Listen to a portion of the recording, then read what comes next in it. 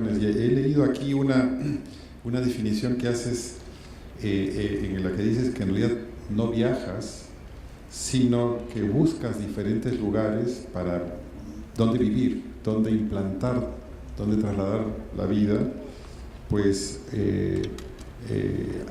buscas adaptarte a las costumbres, adaptarte a la cultura, adaptarte al lugar en el que estás, y que en realidad a lo largo de tu digamos, diferentes estancias en diferentes países has tenido vidas diferentes sucesivas, ¿no? Has vivido en el Oriente, en México, bueno, evidentemente en Europa, en Mauricio, pero cada uno ha sido una vida en la que has absorbido cada una de las características de tal lugar, ¿no?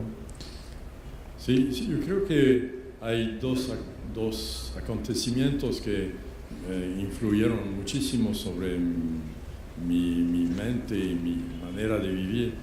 El primero fue el descubrimiento de la literatura norteamericana y particularmente de la literatura moderna, la literatura realista de Steinbeck, Hemingway, Dos Pasos, y después otra literatura norteamericana que se hizo en Nueva York, que era la literatura caracterizada como literatura judía de Nueva York, de Malamud, sobre todo de Jerome David Salinger. Un libro que me golpeó, que fue Catcher in the Rye de Jerome David Salinger, en que el autor se convierte en un muchacho de 14 años que está enamorado de su gorra de béisbol, que desafía al mundo entero y particularmente su familia y sus profesores, que vive una especie de crisis. Y para mí este libro fue el paso hacia una modernidad, porque Francia en aquel momento producía una literatura bizantina, hermética, que se llamó la nueva novela, que para mí era imposible de leer, que era demasiado culta, demasiado complicada. Y esta novela de Jerome David Salinger, la primera frase, "If you really want to know, my name is", etc. Para mí es la primera frase que más me golpeó. Es una negación de la narrativa tradicional, esa frase, ¿no? Sí, había algo de práctico, había algo de real, como en la mayor parte de las novelas de la literatura norteamericana del siglo XX, una literatura directa, que tiene algo que ver con los golpes, con la dificultad de ser en un mundo moderno. Y después la otra cosa fue un viaje que hice a México para mi servicio militar, como militar pero en civil. Me dieron la tarea de arreglar la biblioteca del Instituto Francés de América Latina. Era una biblioteca magnífica, con muchos libros. En lugar de trabajar, yo he leído todos los libros de la biblioteca durante este servicio. Y encontré a los cronistas españoles, los que se dedicaron a la Nueva España y los que se dedicaron a Perú. Así que los cronistas como Bernardino de Sahagún, Motolinía, Mendieta, etc., y Garcilaso de la Vega y Guamán Pomá. Y estos cronistas manejaban un idioma también tan directo y tan fuerte, porque había una especie de urgencia en lo que decían, de salvar la memoria de un pueblo que estaba derrumbándose. Y había una especie de fuerza trágica en estos libros que me conmovió muchísimo. Y después de haber leído los libros, sentí la necesidad absoluta de cambiar de vida, y tuve la buena suerte de encontrar un pueblo en la selva de Panamá, del tapón del Darién, los Emberá, que me curaron de todas mis obsesiones, de la obsesión para mí mismo, de mi egoísmo, y me dieron una lección que sería para mí comparable a lo que me hubiera podido dar un monje del budismo zen.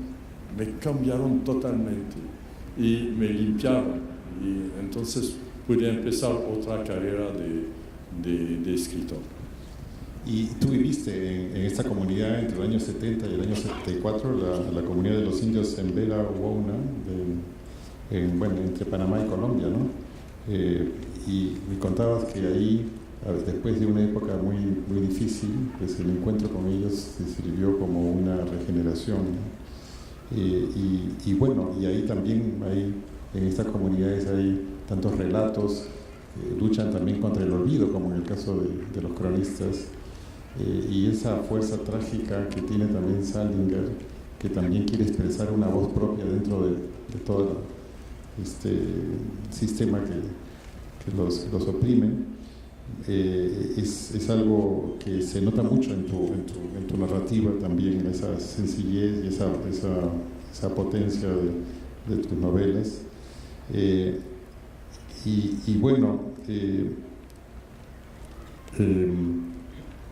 Viene tu relación con el Perú a través del Inca Garcilaso, a través de Guamán Poma de Ayala y luego a través de Arguedas. ¿Cómo fue tu descubrimiento de José María Arguedas y de los ríos profundos? ¿Cómo lo leíste por primera vez o cómo lo sentiste en la primera vez?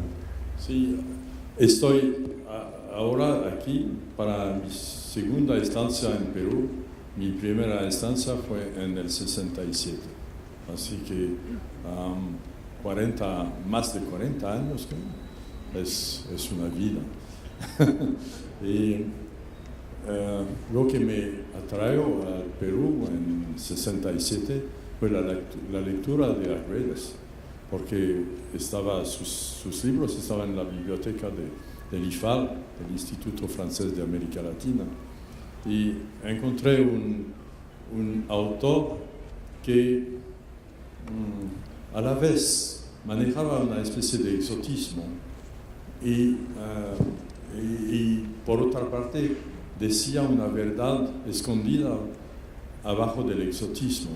Y la verdad que decía era que en el mundo actual la población indígena de América ha sido completamente menospreciada y que ha sido ignorada. Es una población que es muy diversa, no hay una sola población indígena, hay pueblos muy diferentes, es como en Europa, hay naciones completamente distintas una de otra, pero tienen en común algo que los hace totalmente diferentes. Es una especie de comunión con la naturaleza, porque por fuerza, por haber sido empujados afuera de las ciudades y de la vida urbana, han desarrollado una necesidad de vivir en armonía con una naturaleza hostil, desiertos, riberas del mar hostiles en el Pacífico o selvas húmedas y muy calientes en el centro de América. Y a pesar de estas dificultades, han sido capaces de mantener una forma de elegancia en la vida, una imaginación muy fértil y un culto a la creación, a la creatividad. Para mí es la fuente máxima de literatura. Es un lugar donde la literatura está al estado nativo, al estado de nacimiento, como se podría decir de un manantial o de la boca de un volcán. Hay algo fuerte y estas civilizaciones no fueron acabadas, todavía sobreviven, y Arguedas da cuenta de estas esta resistencia, esta, como se dice en inglés, resiliencia, resilience. Y para mí esto fue conmovedor y admirable y me dio confianza en la literatura.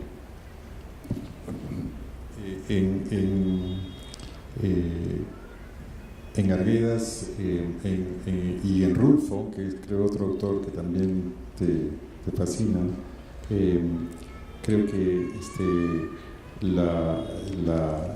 las frases surgen como una expresión no solo individual, sino también como una expresión colectiva. Es decir, de alguna manera ellos convocan historias que son historias comunes a ser compartidas, y creo que esto tiene que ver mucho con tu idea de la literatura como una manera como un lugar de encuentro de las conciencias y de las almas, ¿no? de una comunidad, es decir, una manera de compartir estos tesoros que son los relatos que nos aglutinan, que nos reúnen en una versión de lo que somos, ¿no? En una versión de quiénes somos.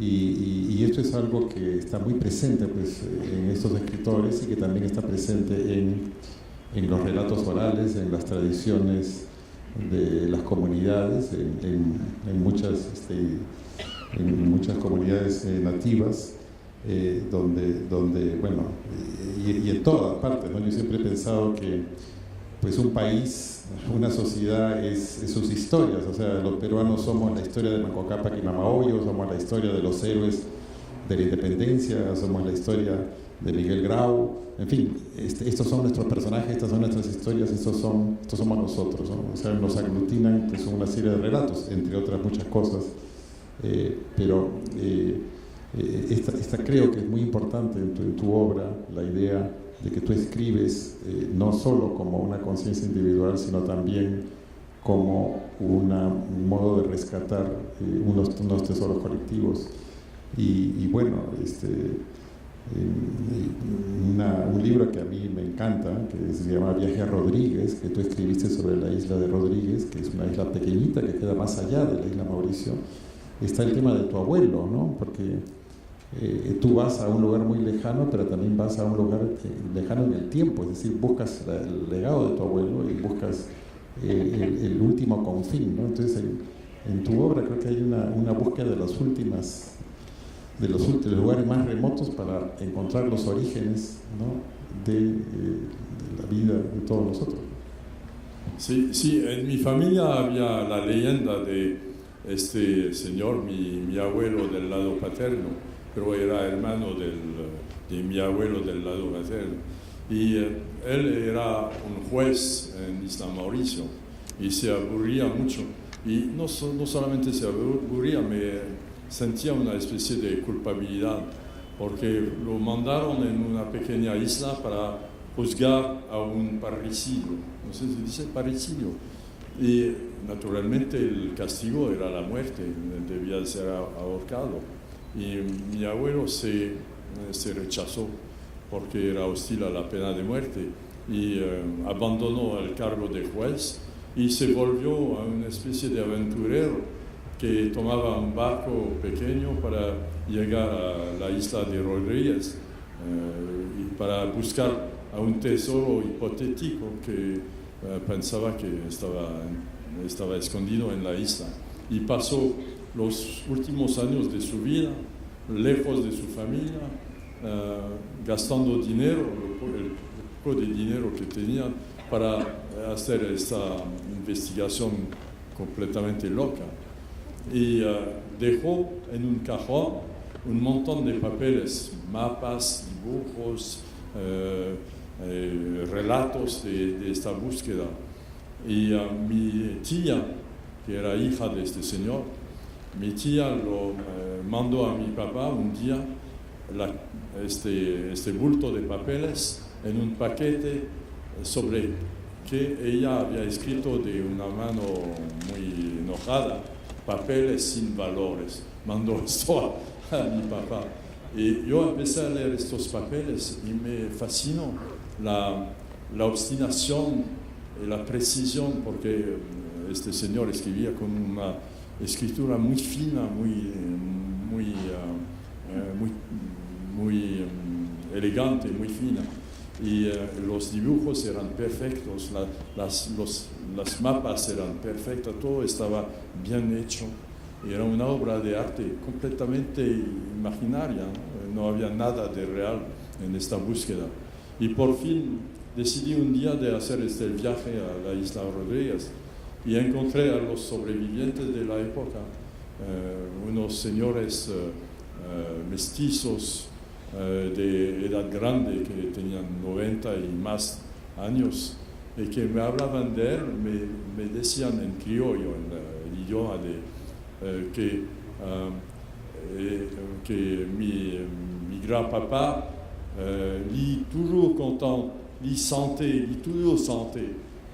Él cantaba todo el tiempo cuando estaba ahí, quitaba su saco de juez, estaba con su camisa y se ponía a excavar la tierra con este muchacho que se volvió el señor grande que yo encontré, y él había guardado la imagen de un hombre feliz, amable, completamente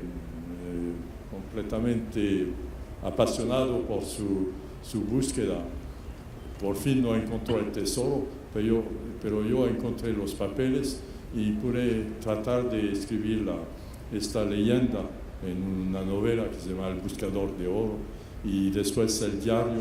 Normalmente los dos libros debían de ser publicados juntos, una parte que hubiera sido como el diario de la novela, pero el editorial decidió publicarse de manera separada los dos libros. Así que El viaje a Rodríguez es el diario de la novela y es el diario del encuentro de mi abuelo con esta isla y esta búsqueda.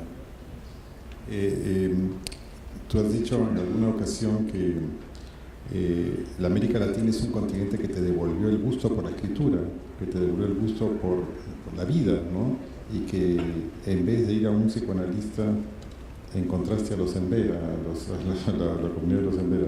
Y tu primera impresión fue México, ¿verdad?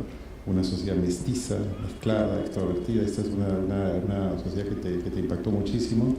Has escrito varios libros sobre México, El sueño interrumpido, Frida y Diego, y muchos otros. Y bueno, este dramatismo de la cultura mexicana no obedece a tu interés antropológico o especialista, sino a una simpatía y a un afecto por esta diversidad dramática que hay en nuestros países, ¿no? ¿Cómo has visto ahora al Perú después de 42 años, desde el año 67, bueno, casi 40 años, ¿no? ¿Cómo ha sido tu impresión de Lima? Hemos estado esta mañana en la Plaza de Armas, en la estación de Desamparados y en el Café Cordano, pero ha sido una visita algo rápida, pero tú has comentado que se ha cambiado muchísimo desde entonces, ¿no? Sí, después de 40 años, lo que más me sorprende, y de manera positiva en Perú, es que hace 40 años el Perú sí era conocido como heredor de una gran cultura y productor de una literatura muy importante, un país que había sido la luz y el adorno de España por mucho tiempo, una colonia muy de importancia capital para España, que proveyó una gran parte de la riqueza de España y por consecuencia una gran parte del poder económico de Europa.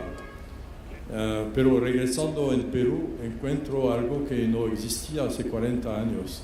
Es el resurgimiento de la historia del pasado, porque sí se sabía, se conocía la importancia por los textos escritos, pero cuando uno llegaba en Lima, en la ciudad de Lima, tenía la impresión que había dos mundos, un mundo indígena que era del pasado, que era lejano allá y que sobrevivía más o menos bien en los Andes.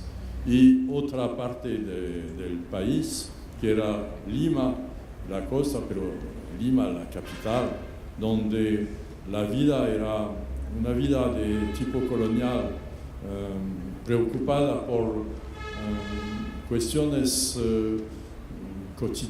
de la cotidianidad, cómo vivir día tras día. Y regresando en Perú, encuentro que se hizo una reconciliación, un encuentro entre estos dos países, que la cordillera no es tan separada de la costa como lo era en aquel tiempo, incluido por la facilidad de comunicación, por el teléfono, internet y los aviones, las avionetas. En aquel tiempo yo me fui al Cusco, pero por tren, me costó un trabajo enorme llegar a Cusco.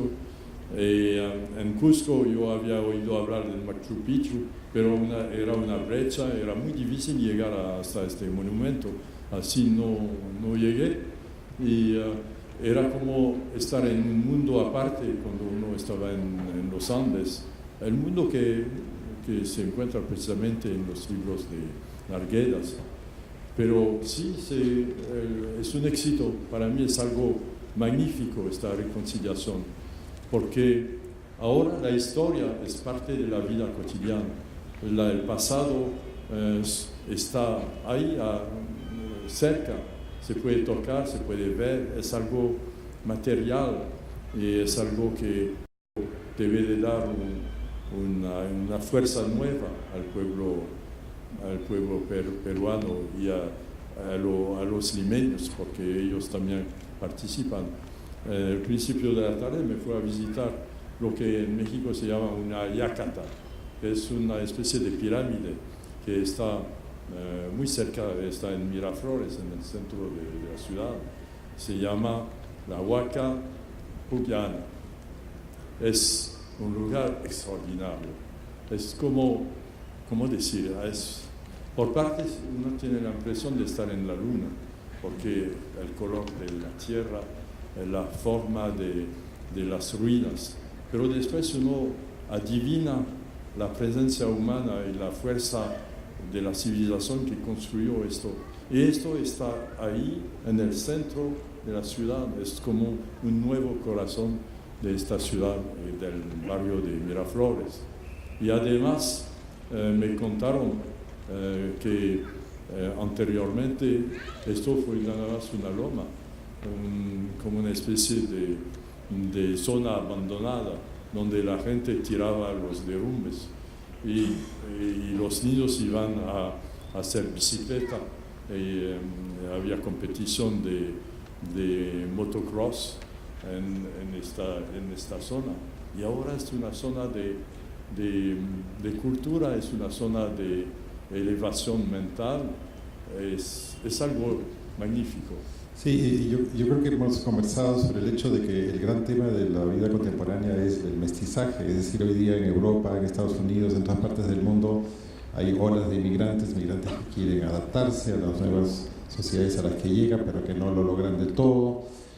Las sociedades los reciben con algo de apertura, pero mucho de rechazo. Y digamos, esto crea violencia, crea racismo y crea muchas barreras, ¿no? Cuyas consecuencias vemos todos los días. Y en cierto modo, pues uno piensa que el Perú o México o algunos países de la América Latina ya han sufrido estos mestizajes, sufrido y gozado estos mestizajes, que es el gran experimento de la humanidad para ver si puede convivir consigo misma. Entonces, en cierto sentido, digamos que ya el Perú, que es un país que, como dice Arguedas, pues en sus diarios Arguedas dice todas las culturas del mundo están aquí, ¿no? Está la cultura asiática, la cultura africana, la cultura aborigen, la cultura europea, y en cierto modo, pues aquí se ha gestado un experimento de la humanidad para ver si podemos convivir todos. Y este es un tema que ahora es muy actual, Y tú has dicho, si no me equivoco, que América Latina le lleva una ventaja de 100 años a Europa con el mestizaje de las genes y las culturas, ¿verdad? Sí, yo creo que en Perú, como en México, se inventó lo que el poeta Vasconcelos llamaba la raza cósmica, una raza que podía ser la unión de todas las razas y todas las culturas. Esto sí está en formación en Perú, y por eso creo que Perú, como México y como las Antillas, son laboratorios donde se fabrica la nueva humanidad, que es un encuentro entre los seres humanos. Somos todos hermanos. No creo en el concepto de la raza. Creo que hay concepto que es la cultura, pero la raza no existe. El mestizaje físico es una invención total del mundo moderno, porque sabemos que desde la aparición del hombre en la tierra se han encontrado todo el tiempo, se han intermezclado, han intercambiado los genes y las ideas, las técnicas, y la contribución de cada pueblo, de cada nación, de cada cultura en el mundo es un hecho actual y es un hecho capital que es completamente opuesto a la idea miserable de Samuel Huntington, por ejemplo, para nombrarlo, y de estos teoristas del racismo y del miedo a los otros. Tenemos que aniquilar estas teorías.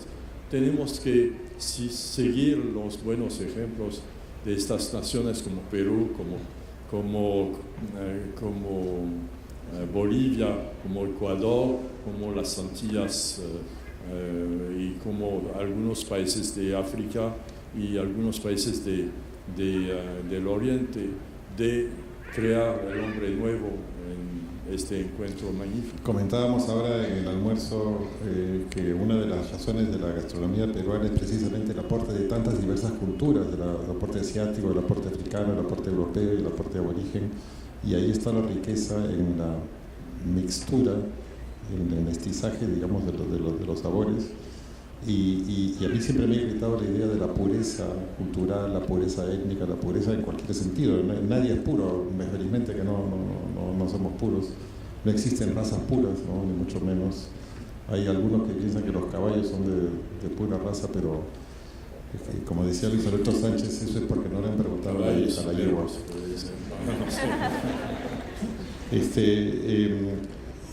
Quisiera hablar un momentito, antes de terminar, Jean-Marie, de un asunto que también te ha llamado mucho la atención, que es el cine. Tú tienes un libro sobre cine, tienes para cine, ahí expresas tu admiración por el cine japonés, por, hay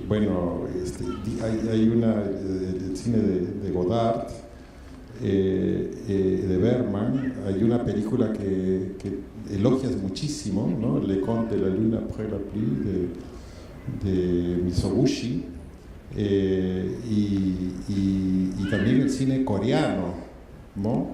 El cine de Dreyer. Podríamos conversar un poquito cuál es tu relación con el cine, porque es un tema que creo que nos interesa también a todos, y si tienes alguna relación con el cine latinoamericano también, ¿no? Sí, me fascina el cine, es un arte total, y lo extraordinario es que es un arte reciente. Es un arte que nació al principio del siglo XX, apenas tiene 100 años, y en esta época, este tiempo muy breve, ha pasado el nivel de las fábulas primitivas hasta la descripción, pasando por realismo, el nuevo realismo, el simbolismo. Ha pasado a través de todas estas etapas para que la literatura fue muy lenta. Ha pasado con mucha brevedad a través de todo esto. Lo único que es difícil en el cine es la comercialización. Esto es difícil. Lo sé porque yo traté de hacer una película. Encontré el dinero por la producción, encontré los actores, yo había concebido el guión, todo estaba listo, pero la distribución fue imposible. Así que la película nunca se hizo, porque es un comercio, el cine es un comercio. Es una definición de Malraux. Cuando le preguntaba qué es el cine, él decía, es un comercio. y de veras es la dificultad. Pero ahora, como uno puede hacer, como lo hizo Kiarostami, una película con su teléfono. Cada quien puede hacer una película con su teléfono. Así que es mucho más fácil. Me imagino que va a cambiar la cara del cinema moderno. Habrá menos actos, menos obligaciones económicas. Y bueno, el tema del comercio es un tema que define mucho la cultura de estas épocas, pero también nos han dado los instrumentos tecnológicos para superar ese obstáculo y hemos vivido, tú has vivido especialmente unos días muy, muy duros ahora últimamente con las noticias que hemos recibido tan terribles de Niza. Ayer hubo un minuto de silencio que fue muy emotivo aquí. Hay tantos problemas que vemos ahora en Europa, en América Latina, en Estados Unidos, en fin, tantas cosas pueden ocurrir. Yo no sé si te sientes, piensas en el futuro, sientes que hay algún optimismo, sientes que hay alguna manera, quisiera terminar la conversación preguntándose si tenemos todavía ocasión de algunas vidas sucesivas como las que muestras en tus novelas. Yo creo que me siento un poco como usted, dividido entre optimismo radical, ¿no? Optimismo casi estúpido y pesimismo inteligente. Yo estoy dividido entre estas dos tendencias. Yo creo que el destino, desgraciadamente, es el destino de los escritores, porque llevan una vida solitaria y esto no favorece el optimismo. Y reflexionar no favorece tampoco el optimismo. Pero por otra parte, la creación da una especie de fiebre, de entusiasmo inmediato, es un gocer enorme escribir, es fascinante. Uno tiene la impresión de ser como una especie de Dios, ¿no? Que manda criaturas, es una ilusión total. Y eso favorece el optimismo. Así que la situación solitaria del escritor no es tan desgraciada. Hay algo bueno en este oficio. Y quería acabar con un elogio a la historia, porque creo que la historia es algo muy importante en la vida. Los historiadores, especialmente en las culturas prehispánicas, eran muy importantes. Yo he vivido en un estado de la República Mexicana, Michoacán, donde los indígenas purépecha, que eran la población importante de este estado, hacían cada año, a una fecha precisa, hacían una celebración de la historia. Un sacerdote que se llamaba Petamuti, que significaba el que se pone delante de los demás, tenía la tarea de contar al pueblo reunido por días enteros, sin comer, sin dormir, por días enteros estaba contando la historia desde el principio hasta la fecha actual. Y esta tradición de un historiador que era a la vez un creador, inventaba la historia, la mejoraba, añadía diálogos, escenas, era un poco como un hacedor de cuentos. Esta función, este papel, yo creo que es algo que necesitamos ahora. Y hay un historiador muy importante en México que es Luis González, que escribió un libro que los aconseja, que se llama Pueblo en Vilo. Cuenta la historia de México a través de un pueblo, su pequeño pueblo de la montaña del estado de Jalisco en México. Y yo creo que él era el Petamuti de nuestros días, el que hablaba delante de los demás. Y para mí fue el mejor, fue mi maestro realmente.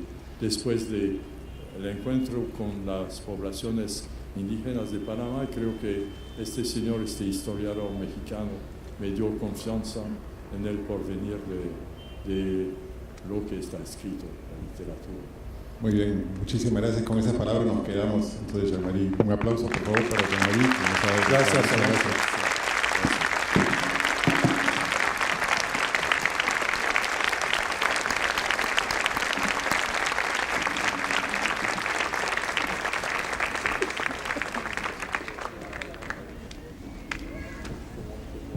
Les damos las gracias a los escritores, a nuestro escritor Alonso Cueto, al premio Nobel Jean-Marie Leclésio, asimismo al público asistente y a nuestros patrocinadores, a la Fundación BBVA, Banco Continental y a la Pontificia Universidad Católica del Perú. Muchas gracias.